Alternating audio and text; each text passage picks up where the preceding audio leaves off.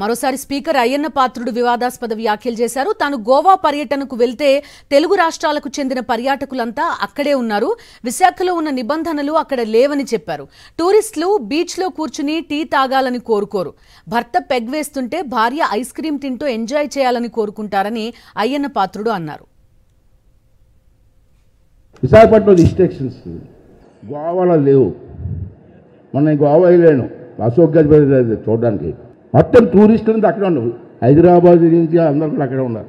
ఎక్కడి నుంచో భార్య భర్తలు ఫ్యామిలీతో వచ్చి టీ బీచ్లో కొంచెం టీ తాగుతారండి. టీ తాగడానికి వస్తారండి ఎక్కడి నుంచో.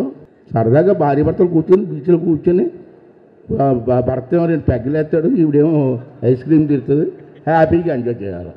అవేమీ లేకుండా వచ్చేయండి ఎవరు వస్తారండి? టూరిజం ఎవరైనా వస్తారండి? విశాఖపట్నం రిస్ట్రిక్షన్స్ గోవాలో లేవు. మొన్న గోవా వెళ్ళాను అశోక్ గజపతి చూడడానికి. మొత్తం టూరిస్టులంతా అక్కడ ఉండవు. హైదరాబాద్ నుంచి అందరూ కూడా అక్కడ ఉన్నారు. ఎక్కడి నుంచో భార్య భర్తలు ఫ్యామిలీతో వచ్చి బీచ్లో కొంచెం టీ తాగుతారండి. టీ తాగడానికి వస్తారండి ఎక్కడి నుంచో. సరదాగా భార్య భర్తలు కూర్చొని బీచ్లో కూర్చొని భర్త ఏమో రెండు పెగ్గలు వేస్తాడు, ఈవిడేమో ఐస్ క్రీమ్ తిరుగుతుంది, హ్యాపీగా ఎంజాయ్ చేయాలి. అవేమీ లేకుండా వచ్చేయండి ఎవరు వస్తారండి? టూరిజం ఎవరైనా వస్తారండి?